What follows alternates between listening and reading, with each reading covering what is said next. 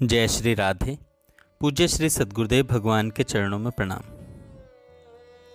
संत की युक्ति से मुक्ति। भगवान का नाम कैसे भी किसी भी उद्देश्य से जपा जाए कल्याण करने वाला ही होता है। तुलसी अपने राम को रीझ भजो या खींच, भूमि फेंके उगेंगे उल्टे सीधे बीज। अजामिल श्रीमद् भागवत में जिनका वृत्तांत आता है, महर्षि वाल्मीकि जी तथा अन्य कई नामी अनामी भक्त एवं महापुरुष हैं जो भगवान नाम जप के प्रताप से भगवान को प्राप्त हो गए, भव सागर से तर गए। दक्षिण भारत में ज्ञान संबंधम नामक नाम के एक विवेकशील पुरुष थे। उनकी पत्नी का नाम था नमः शिवायम। नमः शिवायम का देहांत होने पर ज्ञान संबंधम एक उच्च कोटि के आत्म अनुभवी संत के पास जाकर बोले, महाराज, संसार में मेरा कोई नहीं रहा, अब मैं परमात्मा का चिंतन करूँगा। संत ने उन्हें भगवत ध्यान चिंतन के बारे में मार्गदर्शन दिया, परंतु जब वे ध्यान करने बैठते तो उन्हें अपनी पत्नी की याद आ जाती। वे पुनः संत के पास गए और बोले, मुझसे परमात्मा का चिंतन नहीं होता, पत्नी का ही चिंतन होता है। महात्मा ने पूछा, तुम्हारी धर्म पत्नी का नाम क्या था? ज्ञान संबंधम बोले, नमः शिवायम। संत प्रवर ने कहा, बहुत बढ़िया, अब तुम अपनी पत्नी का ही नाम जपा करो, नमः शिवायम। संत की आज्ञा शिरोधार्य करके उन्होंने इसी नाम का जप शुरू किया।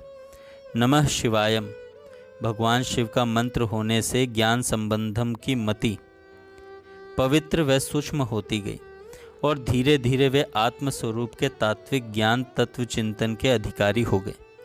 कुछ समय बीतने पर वे संत के पास जाकर बोले, वह तो मुर्दा हो गई, अब उसका नाम क्यों लें?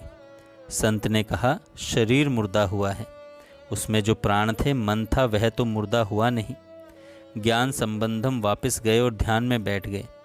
अब वे विचारने लगे कि प्राण तो जड़ हैं, वह मन चंचल है, उनको छोड़ो। ज्ञान मार्ग परमात्मा प्राप्ति का विहंग मार्ग कहलाता है। ब्रह्मनिष्ठ संत का सत्संग मार्गदर्शन व उसके अनुसार मनन चिंतन का सिलसिला चलता रहा और बहुत ही कम समय में ज्ञान संबंधम ने आत्मस्वरूप का ज्ञान प्राप्त कर लिया। ईश्वर के दर्शन के बाद भी आत्मस्वरूप का ज्ञान प्राप्त करना बाकी रह जाता है।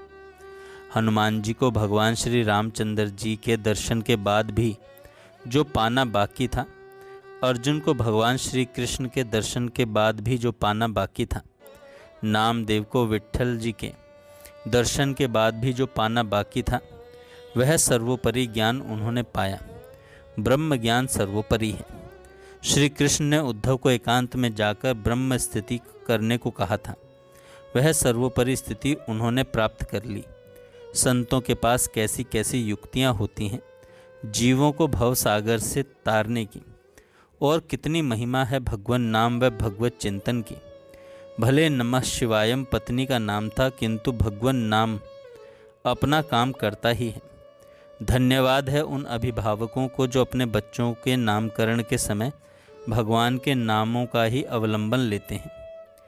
जिन अभिभावकों ने अपने बच्चों का नाम टीनू, मीनू, पिंकी, चिंकी, श्लेष्मा इस प्रकार रखे हैं, उन्हें हम प्रार्थना करते हैं कि वे अजामिल ज्ञान संबंधम की कथा से प्रेरणा लेकर अपने बच्चों का नाम नारायण, हरि, शिव, कृष्ण, राम, हरिदास, गोविंद, सरस्वती, दुर्गा इस प्रकार रखें।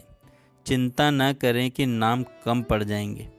भारत के ऋषियों ने भी विष्णु सहस्त्रनाम और श्री शिव सहस्त्रनाम आदि की रचना करके आपके लिए भगवान नामों का भंडार खोल रखा है। और नाम भी ऐसे हैं कि एक एक नाम भगवान के एक एक अद्भुत गुण का वाचक है। श्री विष्णु सहस्त्रनाम में भगवान के 1000 नाम हैं, उनमें से नाम रख लें। कैसी सुंदर व्यवस्था है। तो आप इसका लाभ लें और अपनी वाणी को पावन व मन बुद्धि को सद्गुण संपन्न भगवानमय बनाएं। जय श्री राधे।